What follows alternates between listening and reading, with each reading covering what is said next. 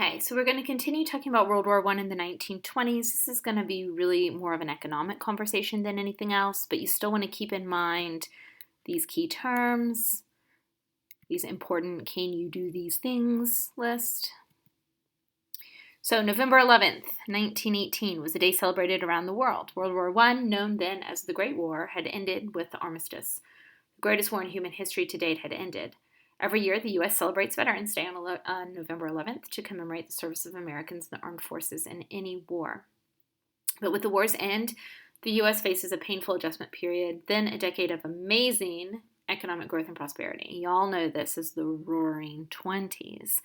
So I want you to look at this information and consider the question down below. What evidence in the graphs supports the idea that the U.S. had become a world economic power? After the war, the government removes wartime restrictions. So remember, the government had gotten involved in who can go on strike, what prices can be set, what industries produce which items, what competition exists.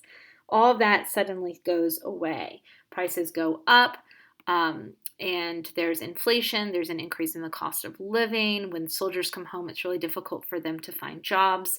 Many workers begin to demand higher wages because of inflation, but business leaders feel like they can't or shouldn't do that. And there are a few different strikes. The Seattle General Strike, where 60,000 workers strike in Seattle.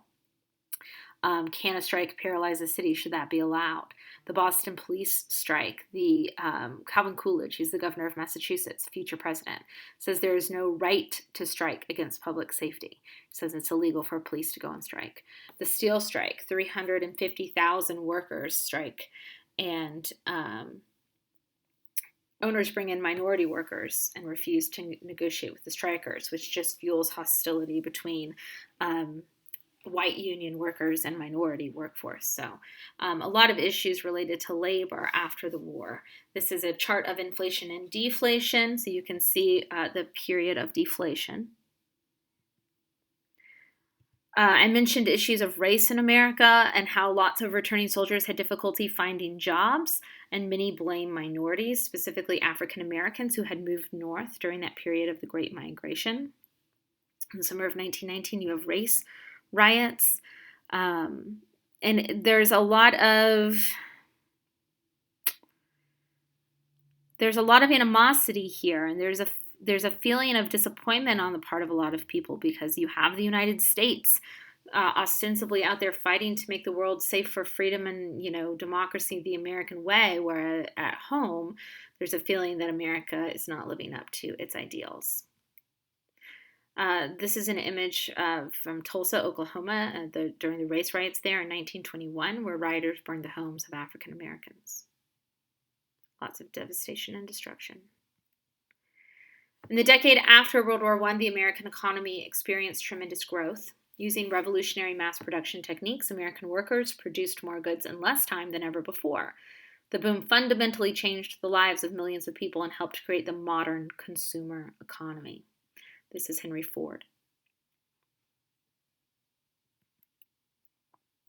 How did the creation of an affordable car affect the development of roads in the United States? These are major U.S. highways in 1926. The 1920s saw what has been called a consumer revolution, in which a flood of new affordable goods became available to the public. The widespread availability of electrical power supported the consumer revolution. The electric washing machines, vacuum cleaners, and irons made housekeeping easier and less time-consuming. Accessible electricity also contributed to radio and refrigerator sales. All right, the bull market. What happens to the average stockholder's wealth during the 1920s? Bull market means favorable conditions in the market, right? But look what happens in 1933, right? We have the Depression here from 29 on, where things start to crash, correct? But in the 1920s, things are on the up. The economic boom, however, did not affect all parts of the nation equally. While urban and suburban areas prospered, rural Americans faced hardships. That's the building of the Empire State Building. And those are riveters. And y'all are probably familiar with Rosie the Riveter, right? Riveters applied rivets to steel, which are sort of bolts. The earnings of agricultural employees, we're not seeing a period of growth here in the 1920s. Woodrow Wilson hoped that the presidential election of 1920 would prove that Americans supported both the League of Nations and his vision of the role the United States should play in the world. He suggested that electing Democratic presidential candidate James Cox of Ohio would show support for the League. However, the election of Republican candidate Warren G. Harding of Ohio would serve as a final rejection of U.S. support for the League. 1920. Republican victory. Warren Harding runs on a, quote, return to normalcy. I'm going to get us back to normal. Things are going to settle down, which was incredibly appealing to a lot of people. Warren G. Harding is a one-term governor of Ohio. His cabinet is full of pretty well-known people. Charles Evans Hughes, Supreme Court Justice, or former Supreme Court Justice, will be his Secretary of State. Herbert Hoover, future President, Secretary of Commerce. Andrew Mellon, Carnegie Mellon, right? Secretary of the Treasury. Members of the Ohio Gang, though, will dominate his real cabinet. And what that means is that he relied on friends to sort of help him govern. And those friends took advantage of him. He was kind of a hands-off president. And so there is a series of scandals, including the Teapot Dome scandal, which is at its core a bribery scandal. The Progressive Era brought big changes to the United States, and World War I brought big changes to the world. Change makes you tired. So in 1920, Americans elected a guy who promised to relax, Republican Senator Warren G. Harding of Ohio. Harding, a former newspaper publisher from a mid-sized town, knew how to give a crowd-pleasing speech and knew how to get along with the press. He promised a return to normalcy and a more hands-off government. He won in a landslide, thanks in part to millions of new women voters empowered by the 19th Amendment. Harding supported pro-business policies and eased off on federal regulation. A new budgeting law made him the first president to propose spending levels for the executive branch, and he helped cut government costs. But Harding, who was prone to nervous breakdowns, was overwhelmed by the job. He wasn't an independent thinker or a good manager. For most of his political career, he followed the lead of Republican Party bosses. Some appointees took advantage of Harding's weakness and stole from the government. The most notorious example of this was the Teapot Dome bribery scandal. Those crooks ruined Harding's reputation, but Harding wasn't around to see it. On a trip to the West Coast in 1923, he got sick and died suddenly. It's a little bit of an awkward end for Harding. So Harding's vice president is a man named Calvin Coolidge, who we'll be talking about soon. So President Warren G. Harding and Vice President Calvin Coolidge, things that they did in terms of business deregulation, and then you have Secretary of the Treasury Andrew Mellon. So how were Harding and Coolidge's plans to stimulate economic production similar to Mellon's plans, and how are they different? News of Harding's death reached Vice President Calvin Coolidge during a visit to his father's Vermont farm. Almost immediately, his father, who was a justice of the peace, used the family Bible to swear in his son as president. It's a really sudden takeover for Calvin Coolidge. His nickname was Silent Cal because he was a man of few words. There were jokes about people would take bets if they sat next to him at a dinner party, if they could get him to speak. He once went into a press conference and said, wrote down a statement on a piece of paper and handed it out to the press corps instead of speaking to them. He just really didn't speak much. He was a man of very few words.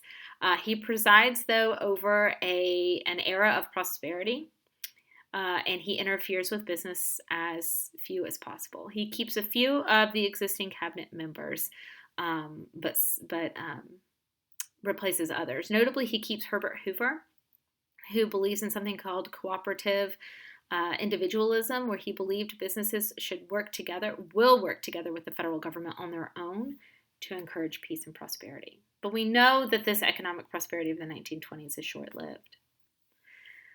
At the end of World War I, the U.S. goes from a nation that owes money to a nation that is owed money. Can we encourage peace through our continued strong economy? Americans favor isolationism, but economically that's very difficult because we are in a position now where our economy is dependent on others. The Allies do owe debts to the Americans, the Germans owe debts to the Allies, and so It makes sense the U.S. would come up with something called the Dawes Plan, which is a plan in which the American banks would make loans to Germany to help it make reparation payments. In exchange, Britain and France would accept less in reparations and pay back more on their war debts to the United States. The Washington Conference and the Five Naval Power Limitation Treaty is essentially a treaty designed to keep the United States safe. Japan is upset because it's not consulted. The Kellogg-Briand Pact is a congressional pact where essentially it says we outlaw war. So that's the hope. There's some new values that are coming into play here after World War I. Remember, women had been given the right to vote in 1920. Many entered the workforce. We have flappers, who are those women with the short haircuts and the ankle showing dresses. There are scientific advancement, including Margaret Sanger and the development of birth control. We also see, in response to this sort of new, more modern culture, a rise in religious fundamentalists who reject scientific advancement, including things like evolution, in favor of creationism. You see that play out in Tennessee with the Scopes trial, which sees well-known lawyers William Jennings Bryan and Clarence Darrow going sort of at each other over whether or not it should be illegal for, or could be illegal for, a science teacher in Tennessee to teach evolution. In 1920, we see the Volstead Act that gives the Treasury Department the power to enforce prohibition. The 18th Amendment will be reversed in 1933 with the 21st Amendment. In the 1920s, while many city dwellers enjoyed a rising standard of living, most farmers suffered through hard times. When you want to know what direction the economy is heading, a good sort of piece of advice is to look at what's going on with farmers. Because normally, if farmers start to struggle later on, and it will lag by a few years, but later on the rest of the country will start to struggle. What did the growth of cities contribute to the steady increase in graduation rates? As Americans continue to grapple with the ideas of modernity, the emergence of the Soviet Union as a communist nation challenged other essential U.S. ideals. In contrast to capitalism and the free enterprise systems, which emphasized the right to own property, communist ideology called for public ownership of property and an international workers' revolution as a prelude to the death of capitalism. To this end, Soviet leader Vladimir Lenin encouraged and supported revolutions outside of his country. In Central and Eastern Europe, a series of communist revolts did break out, making it seem like the worldwide revolution was starting. This is of great concern to leaders in the United States who are going to seek to limit that at all costs. It's going to lead us to the Red Scare. After 1917 in Russia, there's growing fears of a communist revolution in the United States. And as Eastern European immigrants come into the United States, and as many of them take part in strikes, there is additional fuel that's being added to the fire that these Eastern European immigrants are communists and they're coming in. And you can see that top right corner. You see labor walking down the stairs. So it's sort of like a slippery slope argument. You're going to start with strikes. You're going to lead to riots. You're going to lead to Bolshevism and murder and ultimately chaos, and then descend into the unknown. Sacco and Vanzetti are two individuals who are going to be tried for murder and robbery and murder, and convicted in spite of very flimsy evidence. And their execution is seen today as evidence of this sort of nativism or this fear of immigrants that we see play out during this first Red Scare. The picture right there is of Attorney General Mitchell Palmer, who instigates or begins the Palmer raids, which target foreign-born in an effort to find who is mailing bombs to prominent figures. There's a feeling that it is probably communists. This is a little blurb about the Sacco and Vanzetti case. Quotas of immigration. So the U.S. will start to say, okay, you can't come into this country if you're from this area. Immigration restrictions are an attempt to turn back the clock in what many saw as a simpler, better time. Many lashed out against symbols of change. Some even turned to organizations that supported doctrines of hate and employed violence. This is the Ku Klux Klan, which explodes in strength during the 1920s. This is its march in Washington in 1826. So we do have prosperity also going in the United States, but we also have a recession. We've talked about immigration. We've talked about Sacco and Vanzetti. We've talked about the rise of and return of the KKK, the Immigration Quota Act of 1921, and the National Origins Act of 1924. Let's see.